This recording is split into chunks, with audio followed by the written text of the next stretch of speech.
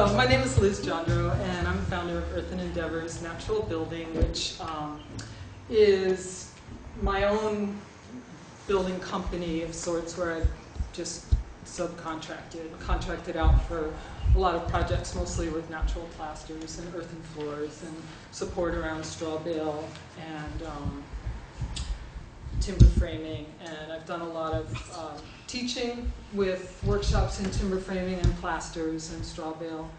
And I just finished working on a timber frame project in the Rockies in Colorado about 4 years ago, and I was just finishing up after a workshop, and I was helping the owner finish this beautiful little Quaker-style timber frame woodshed with this amazing beetle kill ponderosa pine that it's very sad and tragic that there's so much beetle kill. There's millions of acres of standing dead wood out there, but this to be able to utilize this standing dead wood, it has beautiful blue stain, and it's really lovely straight beautiful pine.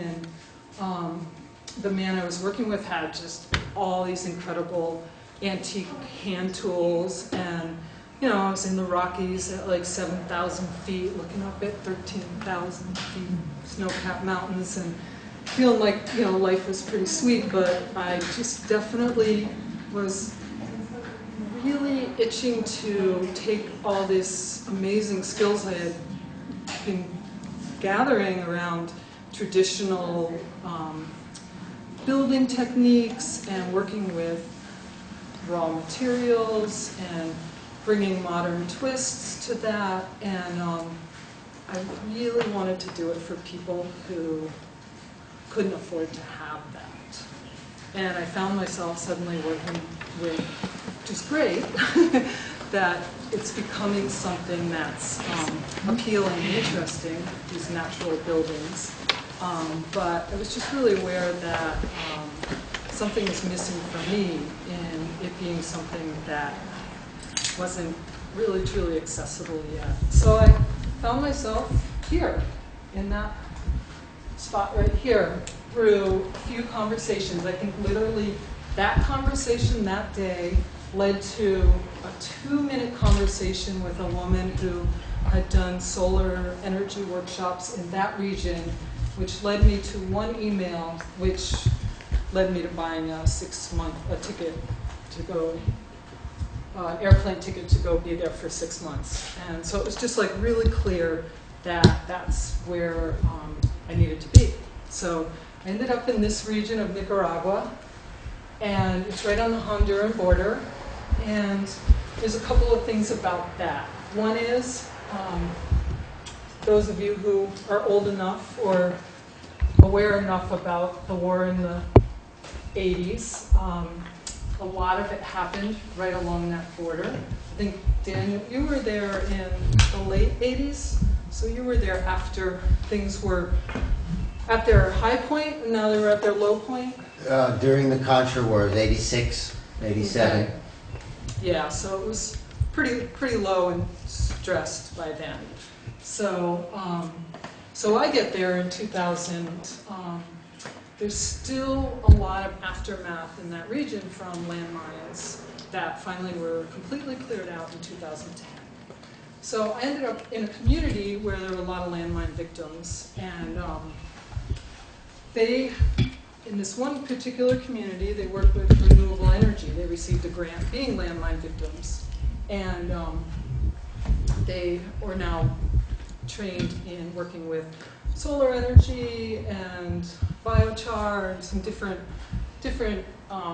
fuels and stuff like that. So that's one piece of that area. And the other is, this area here is probably 85% adobe earthen buildings, housing. So it's extremely immersed in that adobe vernacular. So that was really appealing to me as well. So a couple other, some recent events in Nicaragua. There was the war in the 80s. The removal of landmines wasn't complete. as I was saying, till 25 years post-wartime. There was a lot of cattle farming, so the cattle raising led to deforestation, which led to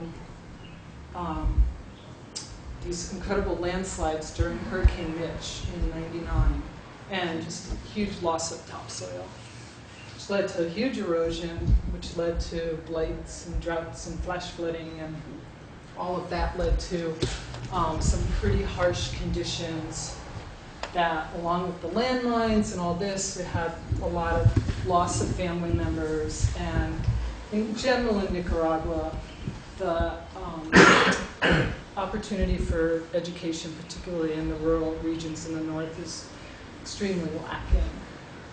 So, a lot of the post-war landmine victims were farmers that were taking their animals out to graze, and their families, kids with them, and so, yeah, yes. And another ongoing past, present, future issue in that region is seismic activity. I took this picture in April. I was asked to come out to a community called Nagarote, which is near Leon, which is over near the Pacific. And I was asked to come out and assess a plaster situation on an model adobe home that was built, and during the earthquake the plaster had fallen off. And as I was driving, well, I was in one of those little like taxis, and I made the guy keep stopping. I was taking lots of photos because I was just really fascinated with what came down and what didn't, because there's a belief there that earthen buildings are a problem in seismic activity, and they're very dangerous and cause fatalities. Well, what I've come to discover, and particularly in Nagarote, is like it has nothing to do with the materials. Every material is good or bad according to how it's built, how well the structure is built. So it has everything to do with the quality of the building. So that's a huge. That's a huge part of my work. I'm going to turn this off really quick. I forgot it was on. Nobody ever calls me, so I'm just like, I never think about it. But here we are. Okay, next. So I'm going to talk a little bit about the culture in the northern region, just to give you a little bit more of a picture of where I landed. This was my front yard of the house I stayed at for 4 months. And this is grandmother and granddaughter, and the corn has just come in. And this is extremely important. Your corn and bean harvest is can be a do or die scenario there. So this family is quite wealthy in a lot of ways, and they had a really good corn crop. It's really fascinating watching them. They did this for about a week, and she has like a tool. She has this calcium growth that comes out like almost like an extra digit, because she does that all day long. That she has all this calcium built up, and it's like this tool on her thumb. It's amazing. Tried to make her a little tool, but not going to happen. So they just sit there all day long, knocking the corn off the cob and storing it. So it's a corn and bean culture there. Next. And wood. It's everything they cook on. They cook over wood fires, and it's a very deforested area, so that's a really tricky scenario. They're dealing with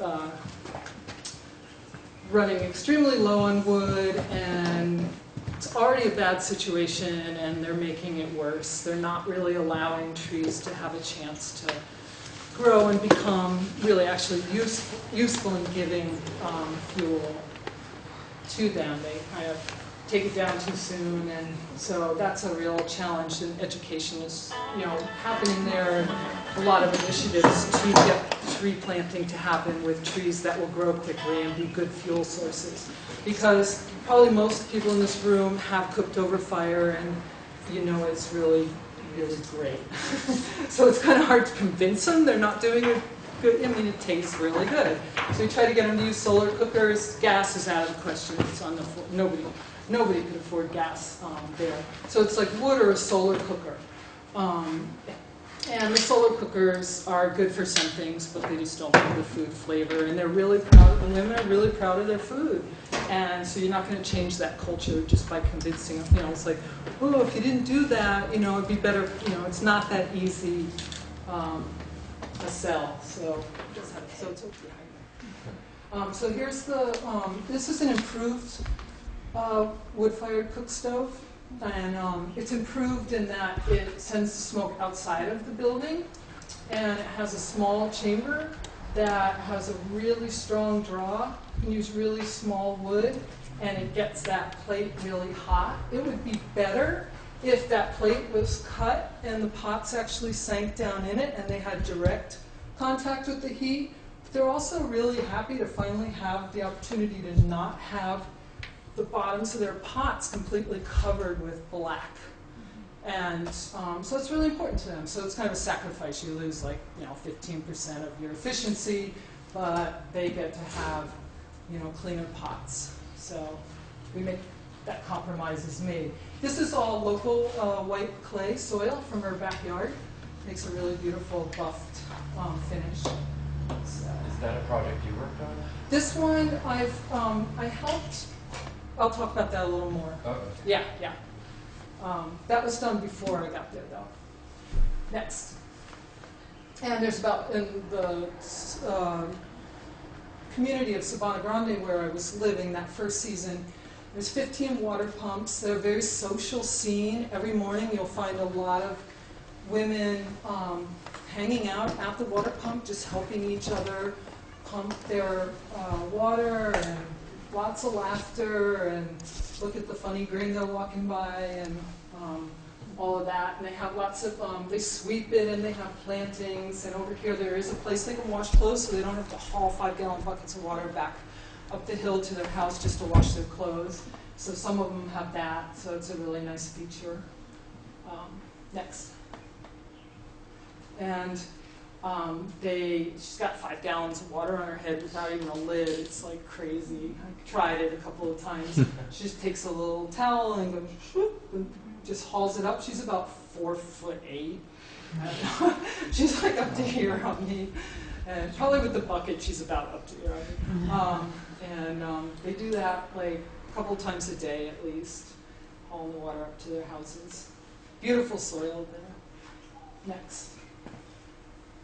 And this is transportation in Sabana Grande, bicycles and horses.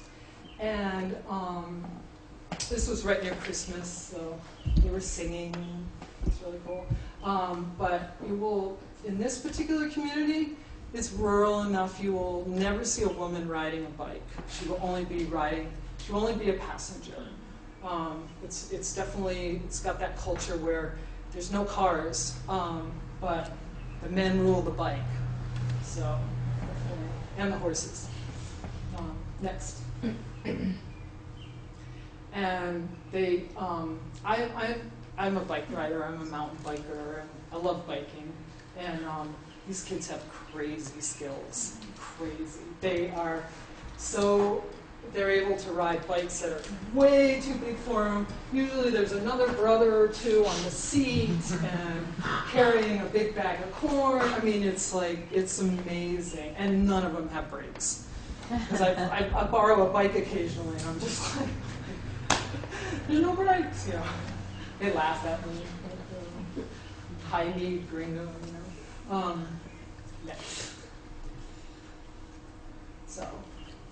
Typical, just traveling around the community.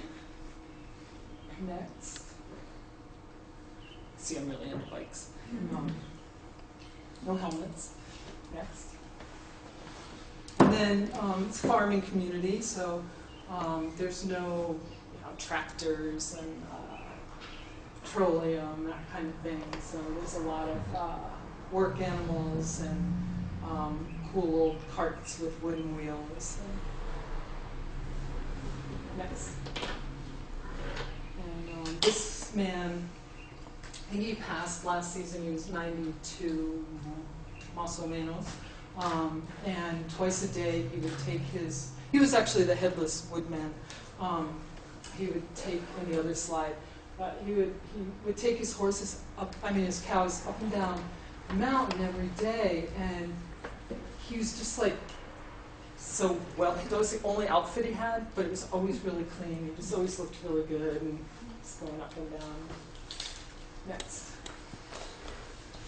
And so this last season I was there, there was a little bit of a shift, and there was this SUV going in and out, and he's like the jefe, the boss of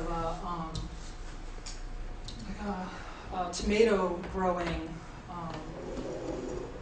Walmart-based monoculture of growing those little tomatoes that you could like play baseball with. They have like no flavor, but they're super hard, and they're export really well. And so that's starting to happen in there. So I just thought this was such an interesting photo of like what still the community is like, and then this guy's driving in and out with this big SUV. And it's just kind of, it was just strange. So there is that kind of change happening. There's international aid, which involves using their pesticides, and Cargill name starts showing up on little initiatives, and so that's happening up there. They have to do a lot of that kind of growing. They don't have to, but it's really hard to grow organically there without topsoil, and there's not a lot of, it's a really dry, deserty area. So losing that topsoil was really a big, hard hit for that area. It's taking a lot to bring that back. Next. And then this is the Las Mujeres Solares, the solar women that I was talking about earlier. They are a really solid collective of about 20 women. They all were relatives of somebody who died or was a victim of a landmine, so they were affected in some way. And these are their solar cookers that they now make. And this is Romalda, and she's like super incredibly strong. Like I'm on TV because she's badass. She's really amazing. Very strong. She's not literate. She doesn't read, but she watches and she gets it, and she can do anything. So it's really great to watch her in action. And they make these, they get like an order from a community, and they make these cookers, and they go, and then they train the women in that community how to use the cookers. And a lot of universities come down, like MIT and Cornell, and they send engineers down, and they teach them things, and the engineers help them improve the quality of the cookers, and it's a really very lively part of that community. Next. This is another initiative in Totogalpa, which is sprung off that, because when the solar women kind of closed their doors, there's a lot of women who didn't, receive any opportunity. Very poor community. So it's really kind of hard. Like, oh, they get a lift up, and what happens to the rest of us? So the woman who was the director of the solar women moved on and began this La Montaña Solar, where they are now doing reforesting of that area, and they're doing organic farming, and they're just really committed to helping that community and regions around them find ways to grow organically and reclaim and take care of that really devastated region. So that's a really exciting initiative. They're bringing up these trees. It's the dry season, so they have to go up the mountain 2 or 3 times a day and water them in for that whole first season. So they're carrying the water up to water them in. Next. And then there's another group down in Condega that started, I think, in '88. You were in Condega kind of a little before that. So Las Mujeres Constructoras is down the road in a little bigger town, and they have this really amazing carpentry school where these young women learn to make furniture, they learn welding, and they learn sex education and reproductive education and civil rights. And those are really equal in the school. Spent a lot of time helping these young women find ways to empower themselves, even though they're probably not going to get to go on and ever have like this be like how they make a living. Economically, it's so challenged there that that's unlikely, and it is a very machismo culture still, but it just really turns them into amazing, strong women who just have, the doors are just more open, and hopefully as things do change, that will already have gained momentum in a way that a lot of the women coming out of, like, say, this school are just like ready to launch into something. So, next. So I'm going into, so those, just those groups before, the 3 groups that I primarily work with. And so now going into a little bit of that, I just spent my 3rd season there. I'm getting ready for my 4th season. I've initiated the Nicaragua Pueblo Project. So I'm moving right now from this being Liz goes to Nicaragua to have an experience to this greater vision and possible organization that's coming from this. So having a mission to build safe, healthy, and affordable structures using locally sourced materials while incorporating traditional wisdom with modern adaptation. It's a mouthful. But, well, we kind of basically have that here. We have safe, fairly healthy, fairly affordable. This is in that northern region. It's mostly locally sourced materials. And it's definitely traditional wisdom, and it certainly has a modern adaptation of plaster. Unfortunately, this is that situation where the modern adaptation was concrete. And so everything, there was this whole idea that concrete cinder block, they put this lovely stucco over it, so it was this whole skip jump thing of adobe houses never being plastered, and then they see this cement stucco being put on cinder block houses, and they're like, oh, that's cool. That seems to be better for the rain, and it's easier to clean, and it looks really kind of sharp and spiffy, and so they start putting it on the earthen material, which those of you who know about earth and clay through farming or building know it expands with moisture, and it has movement. It's a very flexible, giving kind of material. And those of you who have, run into a cement wall or whatever experience you've had with cement know that it's not very forgiving, and it doesn't have very much movement at all, and they aren't very compatible.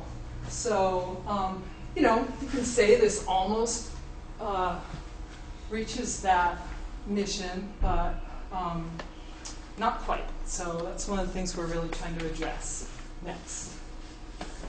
So here you have a project I did year before last, which is totally earthen plasters. And it's got a good overhang, and made a nice stone stem wall, and just used local clays for pigments, and just did a lot of things to make it really marry well with that adobe building that's under it. So that's a really new thing for them. They've never sculpted before. They've never put plaster on. It's beautiful, and it's an incredible creative expression for them. So that's the modern piece that we're bringing into it, and it's super healthy and safe and affordable, because this earth came from like here. It's really right there. So next. So developing resiliency in communities by providing hands-on training to Nicaraguans. I'm really committed to working with the women and the youth in these communities. I'm committed to working with the whole community. We do have men working with us. We just like to really overwhelm that number with women and youth, and that just seems to work best. And we work with a lot of men who are already builders, and they're really respectful. They have to be, or they're not allowed to stick around. And I'm way bigger than all of them, so I get to be kind of bossy. So this is Myra, and she is really funny woman. A lot of fun to work with. And we're working on that youth center that you just saw the picture before. So she's learning how to do cob and all that. And this is a round adobe building next. And that's that same spot when we got done. So they're getting to, just learn how to work with their traditional adobe in ways they just never imagined, and we're just adding a lot of creative skills, so it really awakens in them how to work with the materials. It's really hard to just be rote and be like checked out when you're doing something like that. You have to be really engaged, and I find it deepens the learning when you're really engaged. So next. And this is Magdalena, and again, just giving them a space and a canvas, and so again, we worked traditional adobe with making it round for the first time, and then just teaching them how to start making benches and doing things they had just never done before. Next. And that's that when it got done. This is lime, and then this is the local clay. So, next. And like I said, I really focused on the women and youth in the community. These are all, some students of mine are all single moms. All of those women. I chose all the ones that are single moms. He's not, but he's a youth. That's Pablo. Next. And there's just some of I've been working with them since the first season, so they're just kind of my women. So, next. Integrating respective culture while encouraging positive advancement of skills through hands-on education. So, as anybody who's volunteered or gone to other cultures, you want to bring with it a sensitivity, and you want to help advancement where it makes sense. And I went with that same attitude, and I had to learn how to take a lot of deep breaths and, go at a pace that made sense for the people there, and really listen to what they really needed. And so a lot of what I try to look at within that is like, I'm in a place where most people don't read, they don't write. They do a lot of mimicking what they see. So this building's basically mimicked from like cinder block, cement building. So adobe's gone from being something that traditionally was actually safe and to deal with the seismic activity, to deal with earthquakes and stuff, to something like this where they built it right down to the ground. So this is all getting washed away when it rains, and it's just taking the foundation right out from under them. It's just tall, thin adobes. It's not a great building, but at this point we're not going to tear this building down. So one thing we're going to do, it's getting a lot of cracks and fissures, is we're going to use this building to find out about how their culture can meet this learning opportunity and can take advantage of me being there and having things to offer. So, next. So the first thing we're going to do is we're going to take that beautiful earth and we're just going to put a thick plaster over the whole thing and just give it a little more monolithic strength. So it's not going to be a lot, but it's going to protect it from the rain. We've put some rocks that we brought down from the mountain, and we just gave it a little bit of a stem wall. And later we went in and put a little bit of cement between the rocks just to help the rain run off a little bit and not wear away the mortar between the rocks so much. Next. And then we decided we were going to use this as a place for them, as a community, to tell a story. So first thing they did was prep the walls as they started, and then I had them do storyboards, and they put together, as community members and individually, what spoke to them about their community, about their lives there, about their history there, about their environment, and they brought in all these drawings, and I'd say like 2 years ago I could not have gotten them to do that. They were like, no, I don't know how to draw. So now it's like, go do a drawing. They go and do a drawing, they bring it back. They're like, I can do that. So that's cool in itself. And so I help them think about, like, how can we do that so it's not completely crazy and people can tell what the story is. So just help them kind of pick and choose parts that we could sculpt with mud, because here we're sculpting with mud. So how can we tell a story that's going to make sense and be functional, and we have rain coming down on the wall, and so all these things they're having to think about, and think about what they think is going to work best in that situation. So we're not really building yet. We're just kind of doing opportunities to learn about the materials more and see how much flexibility and versatility the materials have. So then Darwin, he's a local artist. He's scratching the whole design in with a nail because he's able to like kind of do that bigger vision. And then we're making the sculpting mud here with a big group of community members. Next. And then we're getting on the wall and we're sculpting out that story. And everybody's got a part of that story in the wall. Next. And there's the story. So you can imagine like some of the story. Is it kind of obvious what some of the elements of this community are? Everybody shout out like what? Solar panels. Yeah, we got some solar panels for sure. Yeah.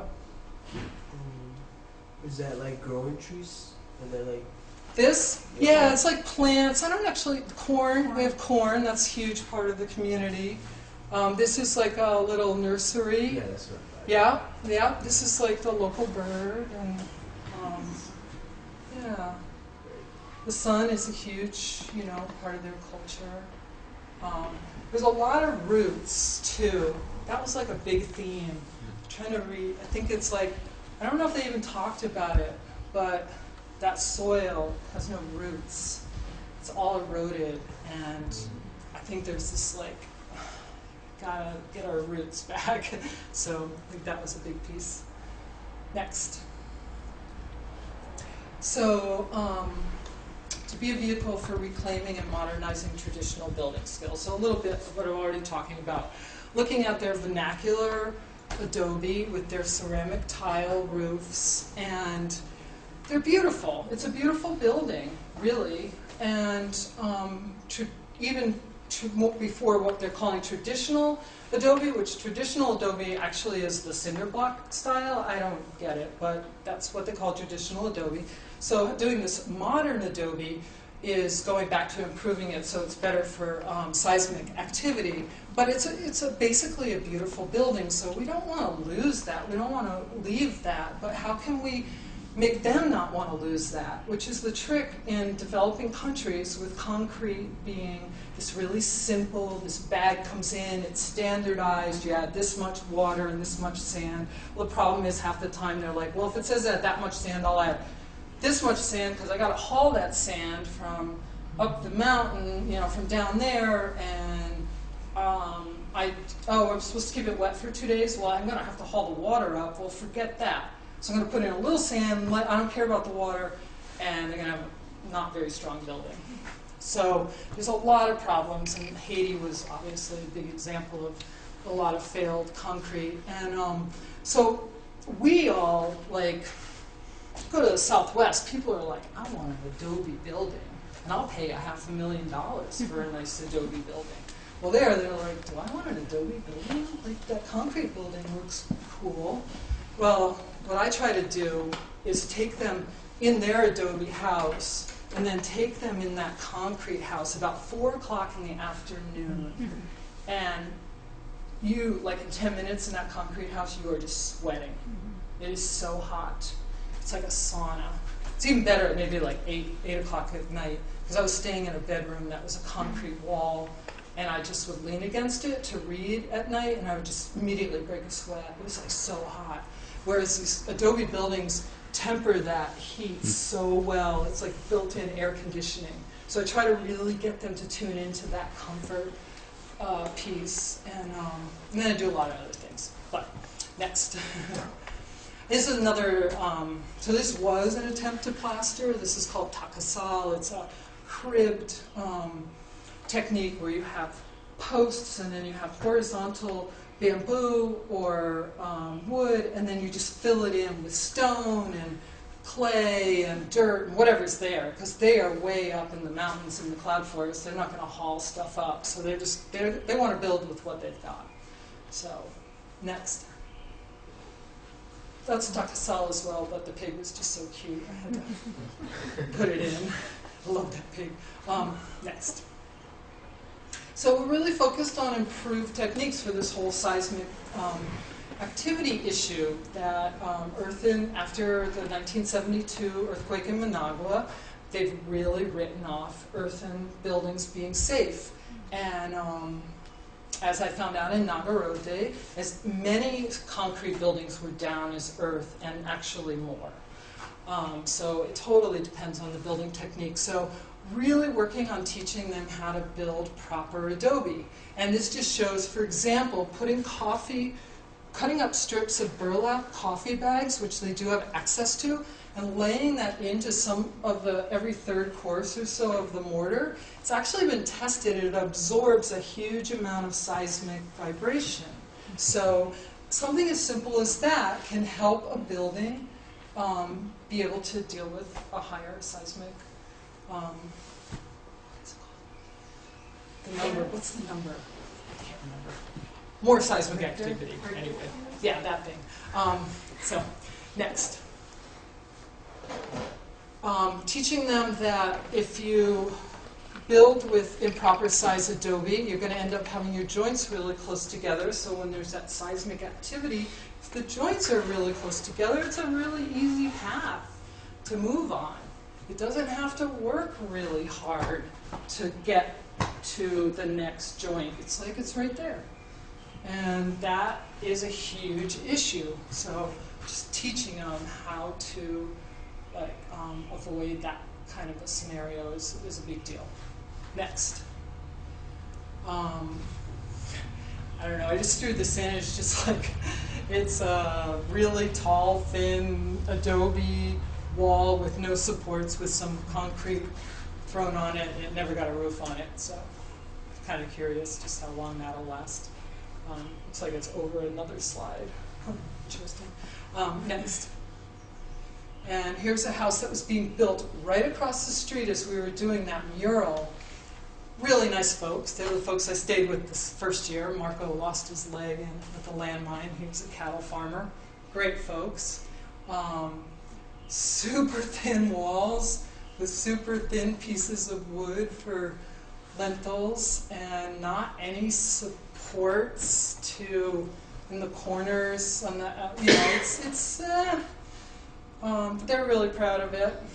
We've got lots of joints really close together, so it's just interesting to watch that. And of course, I was just like, yeah, felicidades, giving them the thumbs up and just taking pictures. They don't know I'm showing pictures now of how they didn't do it right, but that's happening now. So that's a lot of that, like mimicking what they're seeing, is still happening. Next.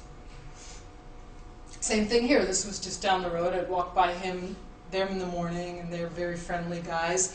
This is where all that flash flooding comes down. They have like no foundation.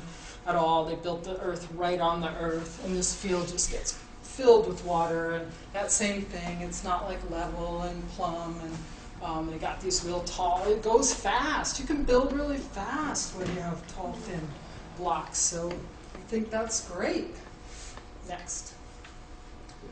So this is what we're doing. We're building big, squat, square blocks. So, I mean, you know, as a kid, you stack things, blocks on their flat side. Oh, that's my mic. I shouldn't do that. You know, you stack things on their flat side and with blocks, and you can stack them really high. But if you start doing this, it's gonna, you know, it won't take long for it to tumble down. Which is fun when you're a kid building blocks, but not so good when you're building houses. So this is our adobe blocks. Next. And that's Julia carrying one of those just to show kind of the size of them. And it's like a 50-pound block. She's amazing. She can do that all day long. Next. And just super solid. We do a lot of buttressing, supporting the walls every, 8 feet. And just, it's a lot more work, but it's like just trying to explain to people, yeah, it's a lot of work up front. A lot of things are a lot of work up front. If you don't have to do it again, it's worth it. So just trying to get them to think that way more is, takes time. Next. So here we're teaching them how to test their soils and make sure they have a proper clay content so that they're strong. You don't want too much clay. And this is like, it's just right. So we're teaching them how to check in centimeters, doing like cigars, and then running it off the edge of something, and when it breaks, measuring what's left and getting an idea of how much clay is in there. Next. And doing samples of your clay.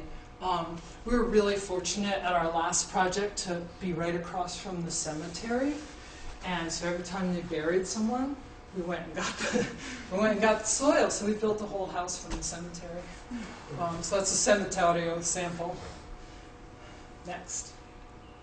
And just getting the young people really involved in being the teachers as well. This group, they in Condega, they do read, they do write. They don't really he's very smart, and he asked me how many books I've read in my life, and I'm like, a lot. I don't know. How many have you read? It's like he was reading his first book, and it was Les Miserables. His first book. I'm like, you didn't start with Curious George? Everybody else starts with Curious George. He's like really intense, incredible guy. No access to books, but they can read and write. So we really, encourage them to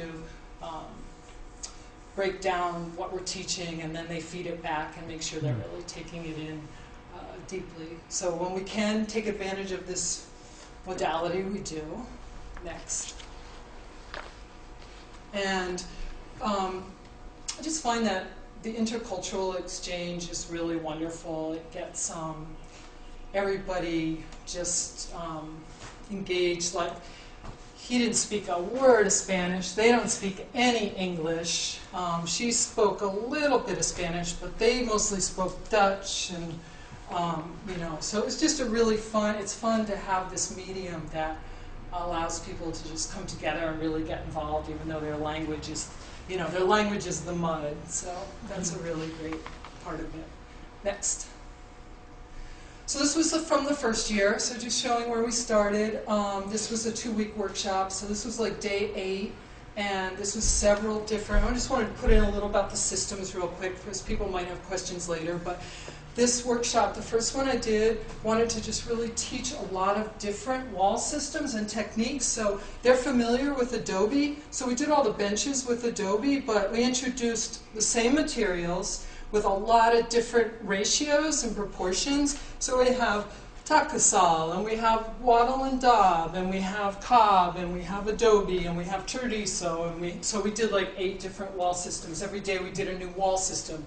And I just found it was a really effective way to kind of shook them up every day, you know, like they'd say, all right, I got it, and they could almost start to cruise, you know, and then it's like, nope, you're going to do something different today. And at first they were like, oh, you know, you keep changing, but by the end they were really able to finish this building on their own, choosing what they thought was the most appropriate. I left for 2 months, and I came back, and it was done. And they were able to choose what was the most appropriate technique, material mix, you know, they were able to assess it.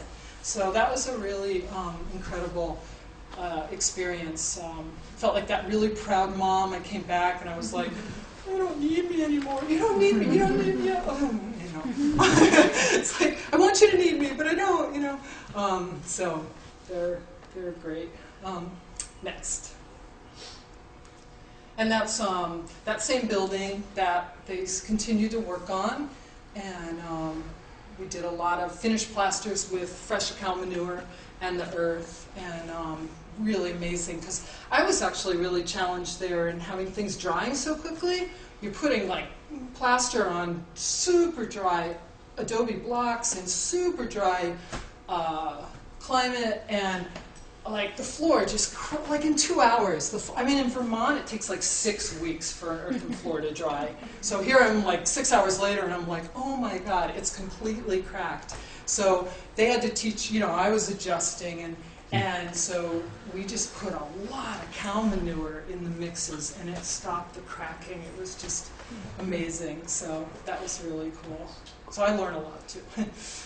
Next. And, you know, it's great. Just get the kids involved. There's always something the kids can do. We got, as you can see again, we're doing another building with like tons of different things going on.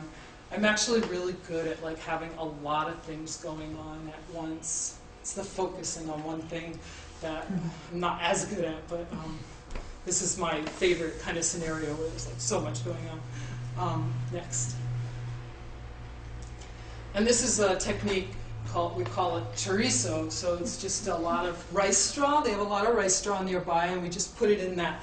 They have this black clay, and we make a slit, and they just roll it. And you can just roll it as thick as you want, and the wall will be as thick as you roll it. And it's just a fun thing. They love doing it, and it's fast.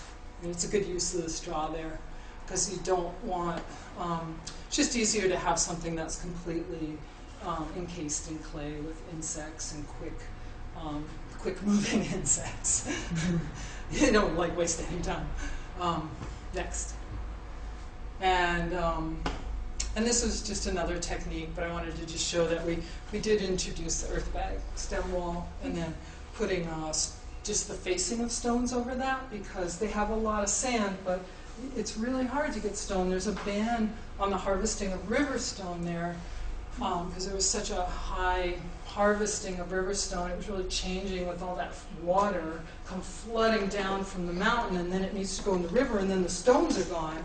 It's like, you know, just wiping everything out. So I have to bring all the stone down from the mountain, and it's a lot of work. So it was easier to just dig sand, bring these bags in, and then just face them with stone and make it look nice. So that was something I was able to introduce. Next. And that's just another technique of finishing off.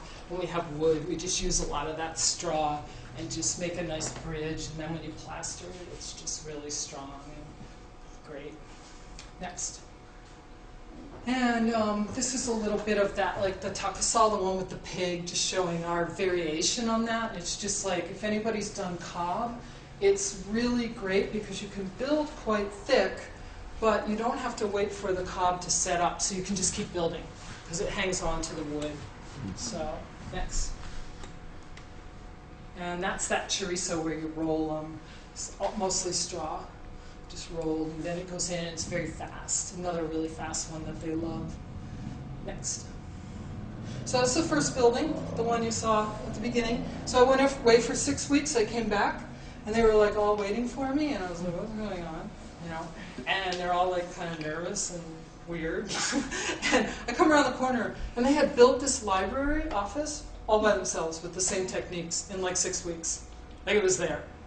And they were so proud. And it was amazing. So that's a beautiful little library now. Next. And then we built the first composting toilet there, in that, right next to that building. So we did, that was our practice building. Next. And this was their first sculpting.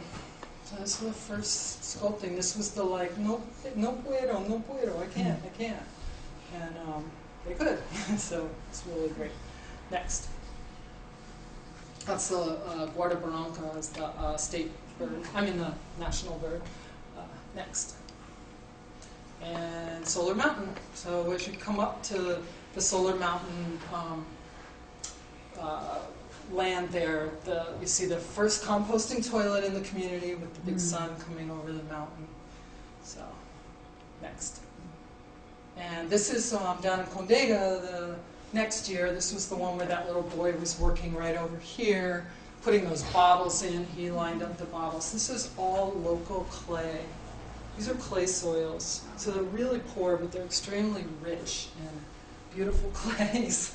So that was another workshop, similar kind of building than the first year. Next. And that's the outside. It's the Las Mujeres Constructoras. This is actually, so that's the outside of that building. Next. And this is just looking down at the youth center we built in Totogalpa, that round building where we did the adobe walls with the cob inner walls, and we put bottles in to just let some light come in. Next. And that's that building. These are all local ceramic tiles. And this is all that contraforte, all that buttressing that it needs to support the adobe walls. So I just added these elements to make it fun places for kids to climb and hang out. And it's it's a sweet building. Next. That's the other side of it. So, next. That's some more inside fun they were having with sculpting. Next. And that's just another one of the little accents with the local clay. Next. And so, kind of the afterlife of it all. So I just wanted to share, like, well, you build these buildings, then what? So the first building we did, La Aula Natural, is now a place where a lot of girls don't have the opportunity to go to high school, and there's even a lot of situations where there maybe, because they have kids that are close together in age, so you have one daughter that's a junior, and you have one daughter that's becoming a freshman, and you can't afford the bus for both of them. So one gets to go to school.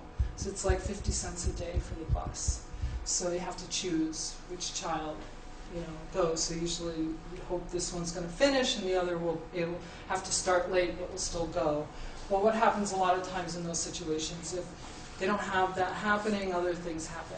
And they usually end up having kids really, really early in life. So at least having the school there on the weekends, they have this opportunity, and it makes them feel like they're really participating in something that's keeping them moving forward. It doesn't get that like, here I am, there's nothing happening. So that's a really important thing that's happening there. Next.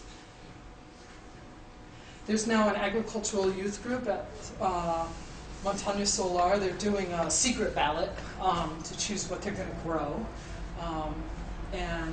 This man is from a technical school that's helping them with that project. They've done incredible things since this day. They have a lot going on. They're really amazing kids. Next. This is the youth group in that round adobe building. These young people are really committed to, they've become very committed to the culture of their community through the genius of this woman, Susan, who's the engineering, solar engineering director from Managua, who has offered these kids the scholarship to go to high school or university, which is like anywhere from, $15 a month to $35, and they have to do that many hours for dollars of community service in the community. So it's really got them, instead of just like you know, hanging out, waiting until when am I going to get out of this deadbeat place, to discovering all kinds of things about their community and ways to engage. And they are having a planning meeting about some cultural nights they have a tree that's 500 years old, and they do cultural events there now. And so it's been a really great thing there. Next. And this is a community that came to Solar Mountain to learn about natural building. They had seen a woman who was working with them on ovens, came to my workshop, and it's like, you gotta go check this out. She brought the whole community. They're getting, Myra is teaching them about the wall systems and everything. And then they all split up and they all went and went to different households and cooked on one of those new improved wood stoves and shared a meal and learned about those stoves so they could go back and build those improved cook stoves in their community. So this community is like becoming really known for being like their natural building experts. So it's really awesome. Next. Yeah, here's just another community sharing, coming to learn some things. Next. Oh wait, before you go. We're really focused on making beautiful earthen floors. We've been really working on that. So that was that floor that was all cracked. So then last year we went and we did a new formula, and they're oil stabilized earthen floors. The oil's kind of expensive, but we're just really trying to work away from cement floors or just dirt floors that are truly just dirt floors, and they're just coming out really beautiful. So that's really exciting. Next. And adult high school learning. So we have a lot of adults in this community who never got to go to school. Myra's dad and her brother and her sister were killed by a landmine when she was 9 months old. You know, she had to help her mom. She was strapped on her mom's back and headed for the coffee fields. And she just never had a chance. So she has 4 kids, and she now is going to school. You know, so there's that opportunity. Next. And then, like I said, they built that little office, and we've turned it into a small lending library. And I bring down books. Usually right before I go, I just put it out, and I get Amazon. People buy books, and then I just fill up a duffel bag and bring a bunch of books. And I brought all these Harry Potter books and stuff because everybody's talking about Harry Potter, but they're scared of them. They can't. They're so big. So I'm serious. Like Curious George is what it's all about. Like everything about Curious George. These little books. But you know, maybe eventually they'll get up to Harry Potter. Next. And then, so here's some of my students. They have this other community coming, and the community's bringing soil samples, and they're telling them how to assess their soil samples for doing building projects. Next. And that's just the Solar Mountain group. They're just really proud of their sculpting that they did. It's really beautiful with the blue clay. Next. And that children's space. Next. And workshop classroom space. This was just at a workshop I was teaching in March. It's just a really nice place to hang out. Next. And focusing on home improvements. This is another initiative that I'm working on. It's to go into existing homes and just do improvements with the walls and the floors to provide they're having a lot of infestation epidemic with I forget the bug, but carries a lot of disease, and it's a big problem, and they can live in the walls and in the floors, so we're just trying to find ways to make that a little more disease-free without just introducing a lot of concrete, which that cement, that's like the universal answer, and I'm just really rebellious. So I'm trying to work with the earth we got. Next. And this is just a really sweet little story. Sylvia came to my workshop, and she really wants to build a home for her family. But I had them at the end of the workshop set a goal of something they were going to build when they left. That was something I learned at Yes Tomorrow. I took a timber framing workshop or something, and it's like, what are you going to build? You know, you're going to build a dog house when you leave. Well, I built like this huge house, but still, you know, it's like the idea is like, do something when you leave that will help you remember the skills and just feel like you can do it. So she designed this little oven that she was going to go home and build for her mom. And then I get this letter about a month and a half later, next. And it has these photos, and she's built the oven for her mom during like the rainy season. Next. And now her mom has this cottage industry where she's making these breads and cakes, and she goes on the bus, gets on the chicken bus at one stop and sells them all and gets off the next stop, and now they have this income that they didn't have before, just from this like simple oven. So it's pretty awesome. Next.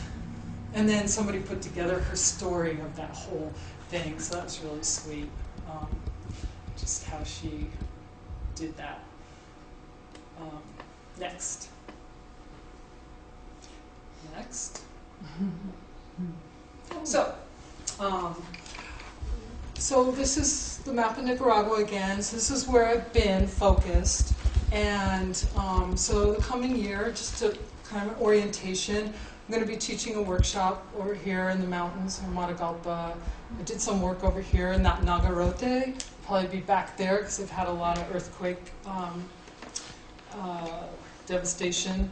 And then over here is this community of Tipi Tapa, and I'll be helping a project that a man, actually from Boston, a chef, fascinating story. You can ask me later, I won't go into it, but he started a whole beekeeping collective with a group of women. That's a community there that has like nothing, Contras who gave up their weapons for land, and they got put on this old beat up sugarcane plantation with no topsoil either, and they live in, you know, shacks, plastic shacks, and he started this whole beekeeping collective. He's got this several phase project, and eventually they're going to have earth bag super adobe homes. So I'm going to be teaching there for next January, just getting them building elevated garden beds out of the earth bags and doing all that cob and sculpting and stuff so that they can have strengthen their bee population, do plantings for that.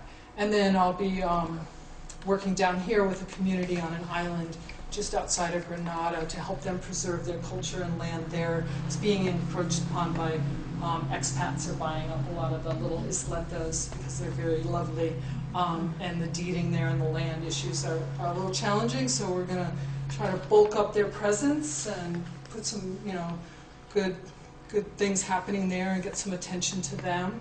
And Ometepe, I'll be doing a workshop out there at a permaculture place, and then some workshops over here. And then I'm down in Costa Rica a bit. So that's kind of how things have spread from starting up in that area. But this is still my favorite. You know, being up here in the Adobe area with those folks is pretty special.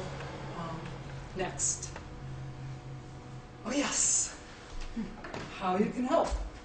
So I am doing a campaign right now. I have an Indiegogo that's happening for Nicaragua Pueblo Project, raising money for scholarships and materials and instructor fees. So I have plenty of little cards you can take and pass around to people and let them know. I'm extremely grassroots at this point. I've been encouraged to move away from that, and I'm not ready to do that. I really like the freedom of really exploring what's best for the people and really just being in the communities, and I just am hesitant to have that pressure to make everything really official in a lot of ways, and so I need you to help. So it's a grassroots effort, and at least for another year. I have big plans though, and you can read about my plans over there or on the website next. I do have a beautiful website now that someone put together for the project, and you can go to that and just learn a lot more about the project. I have bookmarks and cards and stuff over there, but you all know me from somewhere pretty much, so I'm not like reaching out way far, but you can spread the word, and that would be great. Next. And I have one more thing that's just like about 2.5 minutes if you can hang in there, but it's really cool because it's a video. if Chad can put that on. And it's just a short video from Sabana Grande. Some of you have probably already seen it, but it just gives more feel of that community and some of the women.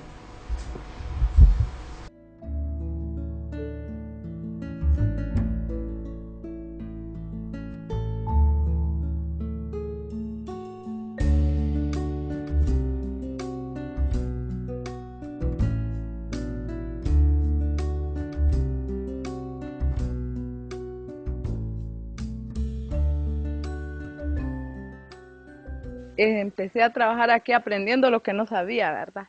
Lo poquito de ayudar al varón a jalar agua en lo doméstica. Pero cuando empecé ya a trabajar aquí, a aprender a hacer adobe, yo me sentí como más importante, ¿verdad?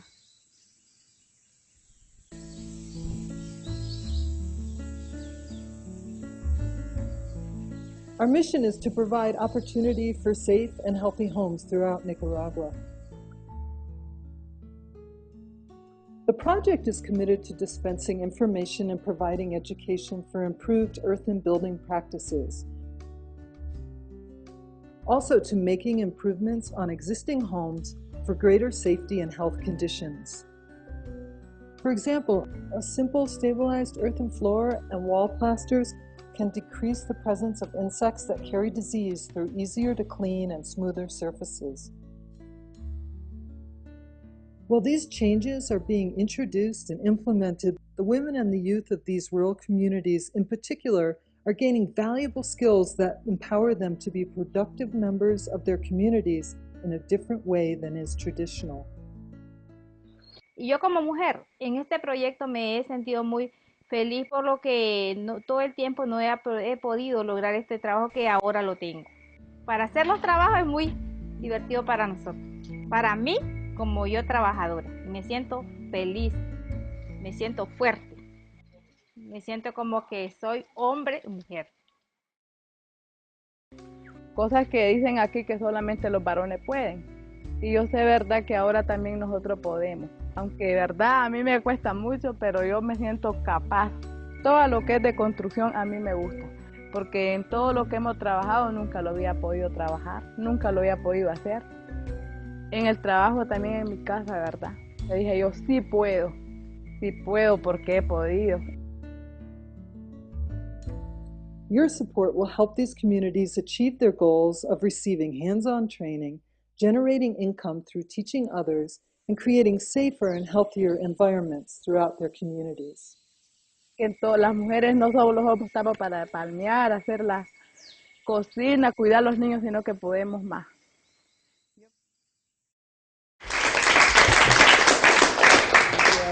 Thank you all. So, any questions?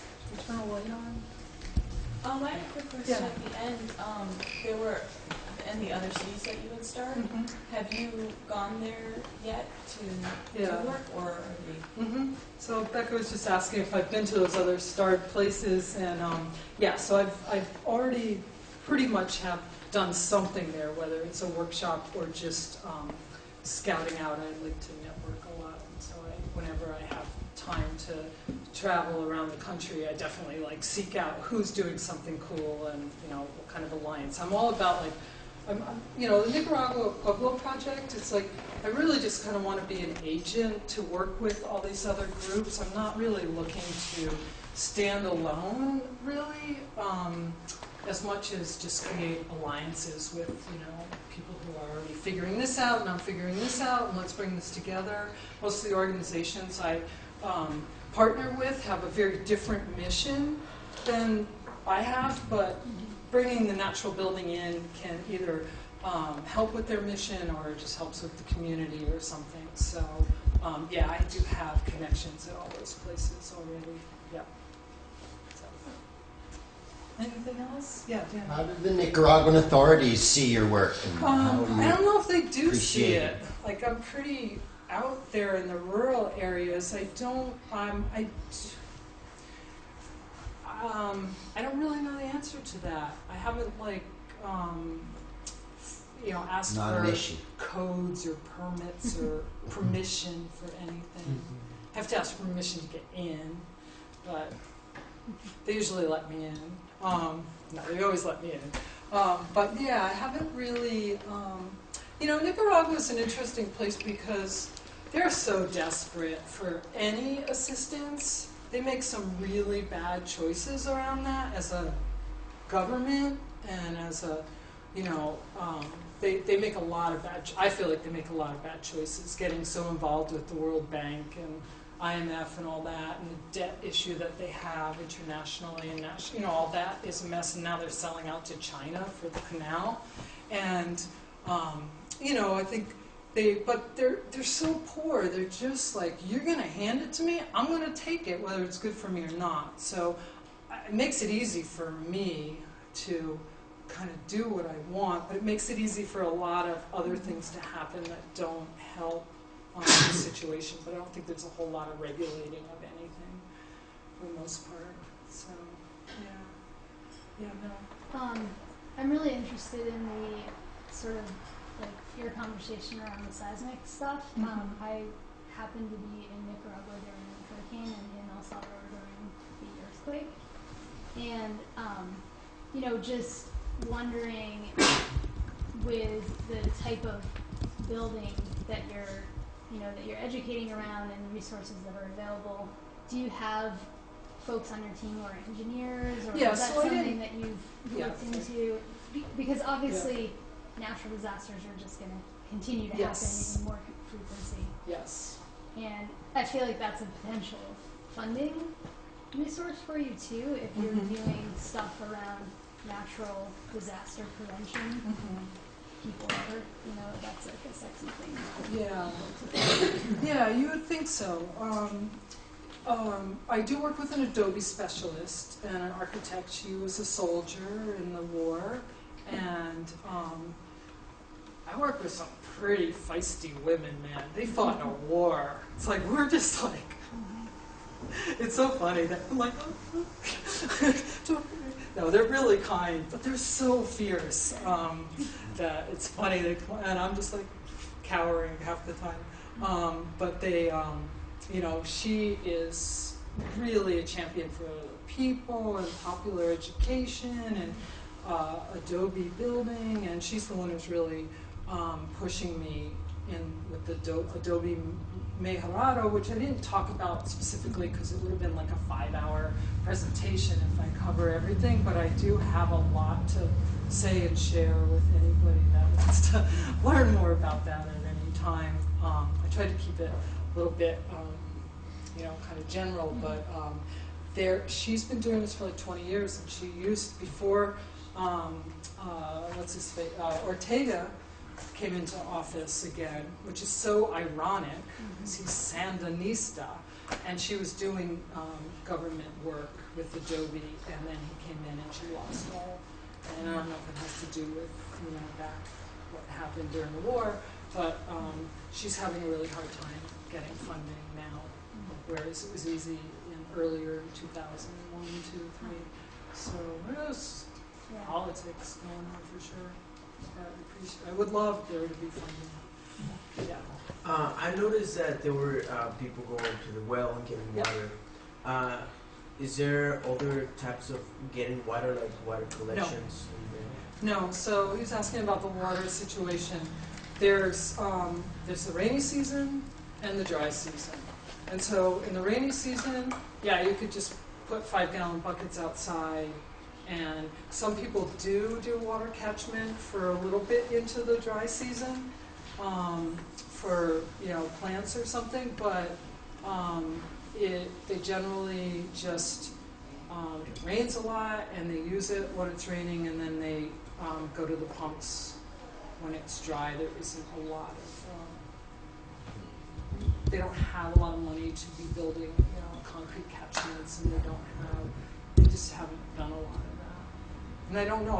I say, do you want to do water catchment? And they're like, well, we either have it or we don't. It's a season. It's not like there's no rain for like 4 months. So, yeah.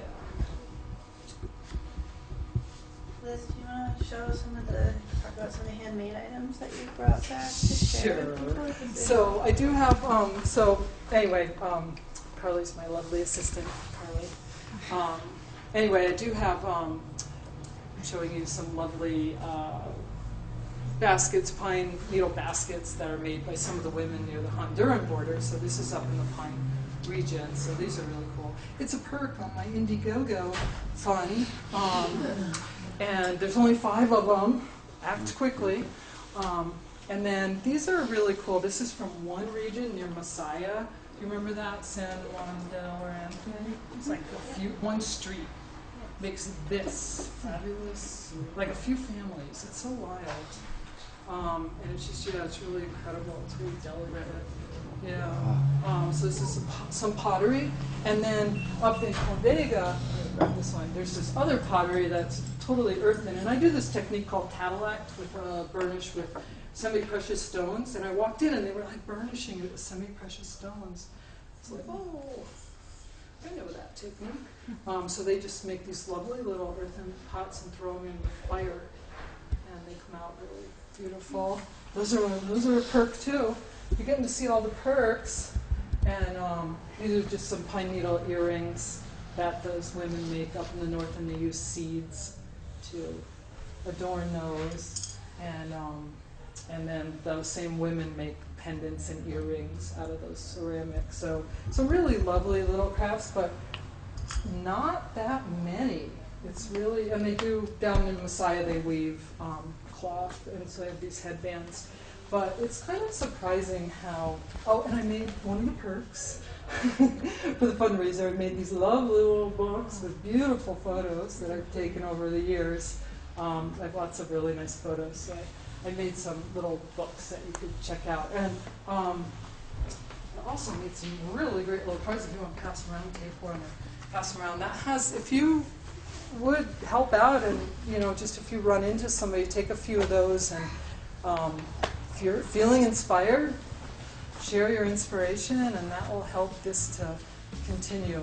Because honestly, I just put in 3, I call it my Peace Corps years, and I think they're kind of done. So it's time for me to like move it to the next level to keep going. So I'd be really excited to have it grow and be able to bring people down and continue the cultural exchange work and continue, you know, all of it.